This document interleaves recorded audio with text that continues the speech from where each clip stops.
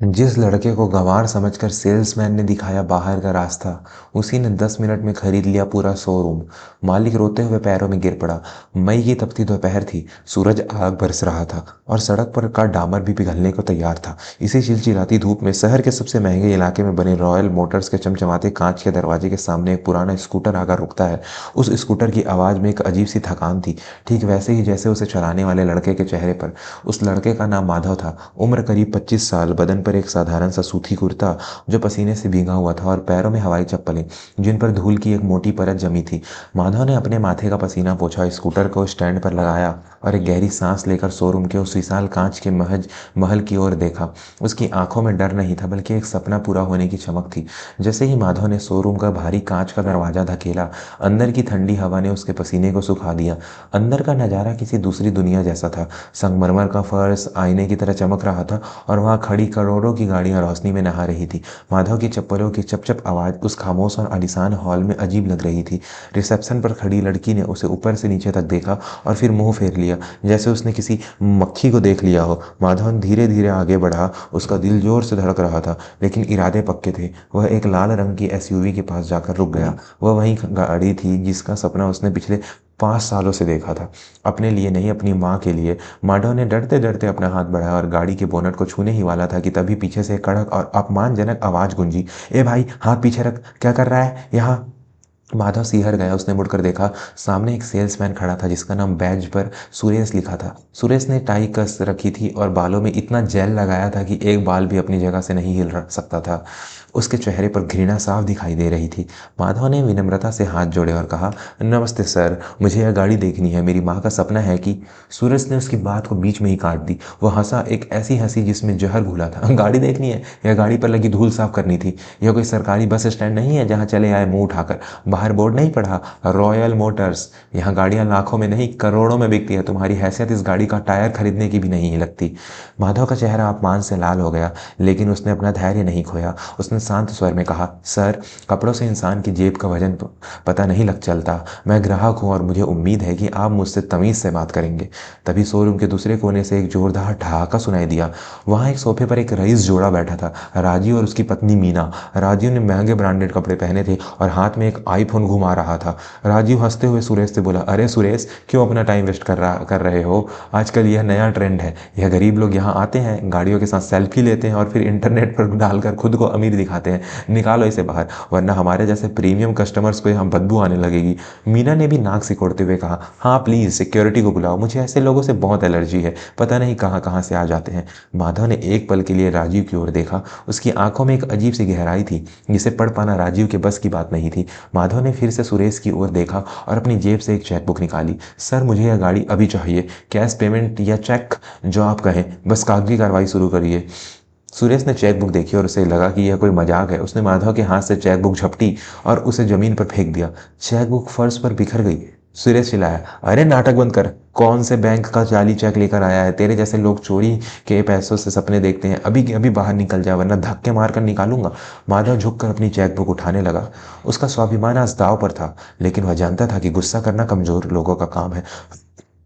दोस्तों, कहानी में आगे बढ़ने से पहले एक छोटी सी गुजारिश है। हमारे समाज में आज भी लोग कपड़ों से हैसियत आंकते हैं, जो कि बहुत गलत है। अगर आप मानते हैं कि इंसान की पहचान उसके कर्मों से होनी चाहिए, न कि उसके कपड़ों से, तो अभी हमारे चैनल को सब्सक्राइब करें और घंटी का बटन दबाएं, ताकि ऐसी ही दिल को छू लेने वाली कहानियां आप तक पहुंचती रहे। माधव ने चेकबुक उठाई और सीधा खड़ा हो गया। अब उसकी आवाज़ में विनम्रता नहीं थी, बल्कि एक चट्टान जैसी मजबूती थी। सूरज जी, आपने मेरी चेकबुक नहीं फेंकी, आपने अपनी किस्मत को लात मारी है। और आप मिस्टर राजीव, आप कह रहे थे कि मेरे आने से यहाँ बदबू आ रही है। सच तो यह है कि बदबू मेरे पसीने से नहीं, आपकी गंदी सोच से आ रही है। राजीव गुस्से से खड़ा हो गया। तेरी इतनी हिम्मत, 2 कौड़ी के आदमी, तू मुझे जबान लड़ाएगा? सुरेश, बुलाओ सिक्योरिटी को, आज मैं इससे बताता हूँ कि औकात क्या होती है। सुरेश ने तुरंत सिक्योरिटी गार्ड को इशारा किया। 2 हट्टे कट्टे गार्ड अंदर आए और उन्होंने माधव का हाथ पकड़ लिया। माधव ने अपना हाथ छुड़ाया नहीं, बस उस गार्ड्स की आंखों में देखा और कहा, हाथ छोड़ दो, मैं खुद चला जाऊंगा। लेकिन याद रखना, जिस दरवाजे से मुझे आज निकाला जा रहा है, कल उसी दरवाजे पर तुम सब सर झुकाकर खड़े रहोगे। सुरेश और राजीव जोर जोर से हंसने लगे। पागल हो गया है बेचारा, धूप का असर है। सुरेश ने तंज कसा। माधव मुड़ा और दरवाजे की ओर बढ़ा। तभी शोरूम के मुख्य ऑफिस का दरवाजा खुला और एक अधेड़ उम्र के व्यक्ति मिस्टर खन्ना, जो इस शोरूम के मालिक थे, घड़बड़ाते हुए बाहर आए। उनके हाथों में फोन था और चेहरे पर पसीने की बूंदें थी। मिस्टर खन्ना जोर से चिल्लाए, रुको, कोई कहीं नहीं जाएगा। पूरा शोरूम सन्ने रह गया। सुरेश दौड़कर मिस्टर खन्ना के पास गया। सर आप परेशान ना हो, बस एक भिखारी अंदर घुस आया था, उसे ही बाहर निकाल रहे हैं, बस 2 मिनट। चुप रहो बेवकूफ। मिस्टर खन्ना की दहाड़ से कांच के गिलास भी हिल गए। सुरेश कांप गया। उसने आज तक अपने मालिक को इतने गुस्से में नहीं देखा था। मिस्टर खन्ना तेजी से दौड़ते हुए माधव के पास पहुंचे, जो अब दरवाजे के पास खड़ा था। मिस्टर खन्ना, जो शहर के सबसे अमीर लोगों में गिने जाते थे, उन्होंने सबके सामने हाथ जोड़ लिए और अपना सिर झुका लीजिए। माधव सर, मुझे माफ़ कर दीजिए, मुझे नहीं पता था कि आज आप आ रहे हैं। मैंने तो आपको अगले हफ्ते की मीटिंग का समय दिया था। यह सब मेरी गलती है, प्लीज़ रुक जाइए। सुरेश, राजीव, मीना और वहाँ खड़ा हर एक शख्स बुत बन गया था। जिस लड़के को भिखारी समझ रहे थे, शहर का सबसे बड़ा कार डीलर उसके सामने हाथ जोड़े खड़ा था।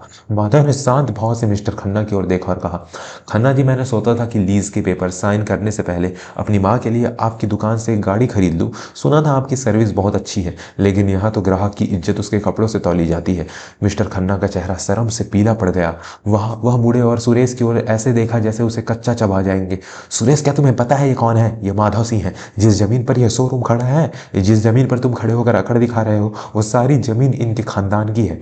हम यहाँ सिर्फ किराएदार है। आज इनका लीज रिन्यू करने का दिन था। अगर इन्होंने एक दस्तखत नहीं किया तो अगले 24 घंटे में हमें यह जगह खाली करनी पड़ेगी। यह सुनते ही सुरेश के पैरों तले जमीन खिसक गई। उसके हाथों से फाइल छूट कर गिर गई। राजीव, जो अब तक सोफे पर अकड़ कर बैठा था, धीरे से खड़ा हो गया। उसके गले का फूंक सूख गया था। माधव धीरे धीरे वापस अंदर आया और राजीव के सामने जाकर खड़ा हो गया। क्यों मिस्टर राजीव, अब बदबू नहीं आ रही? अब कह रहे थे ना कि यह प्रीमियम लोगों की जगह है। असलियत यह है कि प्रीमियम जगह नहीं होती, प्रीमियम इंसान की सोच होती है। मेरे पिता किसान थे, उन्होंने मुझे सिखाया कि पैसा अनाज की तरह होता है, कभी कम उगता है कभी ज़्यादा, लेकिन संस्कार जड़ों की तरह होते हैं, जो अगर एक बार सूख गए तो पूरा पेड़ गिर जाता है। राजीव नजरें नहीं मिला पा रहा था। वो अपनी पत्नी का हाथ पकड़कर धीरे से खिसकने की कोशिश करने लगा। माधव ने फिर सुरेश की ओर देखा। सुरेश कांपते हुए घुटनों के बल बैठ गया। सर, सर मुझे माफ़ कर दीजिए, मुझसे बहुत बड़ी गलती हो गई। मेरी नौकरी, मेरे घर में।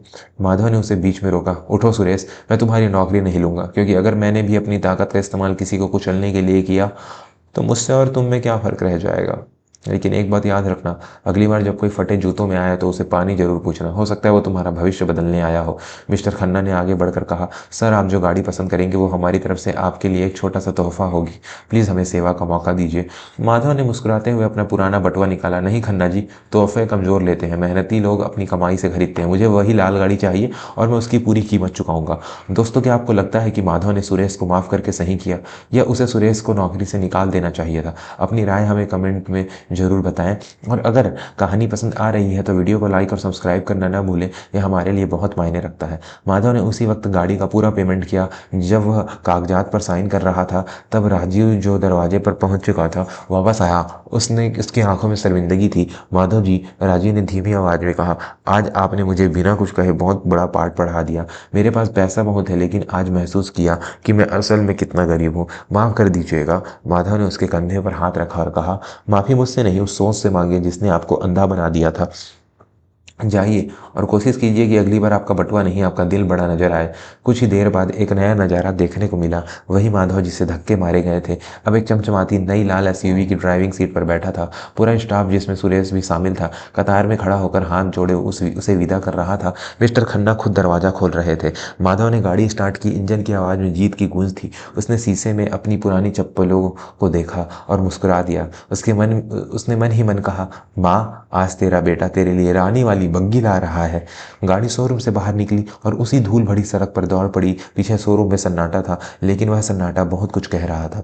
सुरेश अब भी जमीन की ओर देख रहा था, जैसे अपनी टूटी हुई अकड़ के टुकड़े ढूंढ रहा हो। उस दिन रॉयल मोटर्स में सिर्फ एक गाड़ी नहीं बिकी थी, बल्कि वहां मौजूद हर शख्स का नजरिया बदल गया था। माधव ने साबित कर दिया कि अमीरी बैंक बैलेंस में नहीं, बल्कि व्यवहार में होती है। सिंहासन पर बैठने से कोई राजा नहीं बनता। राजा वह है जो जमीन पर बैठकर भी दिलों पर राज करे। दोस्तों, यह कहानी हमें सिखाती है कि कभी भी किताब को उसके कवर से और इंसान को उसके कपड़ों से नहीं आंकना चाहिए। समय का पहिया कब घूम जाए और कब राजा रंक बन जाए, यह रंक राजा, यह कोई नहीं जानता। अपनी जड़ों से जुड़े रहें, विनम्र रहें, क्योंकि वही असली धन है जो आपके साथ हमेशा रहता है। अगर इस कहानी ने आपके दिल को छुआ है और आपकी आंखों में भी थोड़ी नमी आ गई है, बिल्कुल मेरी तरह, तो इस वीडियो को अपने परिवार और दोस्तों के साथ शेयर जरूर करें। शायद यह कहानी किसी और का भी नज़रिया बदल दे। जाते जाते हमारे चैनल को सब्सक्राइब जरूर करें, ताकि हम ऐसी ही प्रेरणादायक और पारिवारिक कहानियाँ आपके लिए लाते रहें। अगली कहानी में फिर मिलेंगे, तब तक के लिए अपना और अपने माता पिता का ख्याल रखें। धन्यवाद।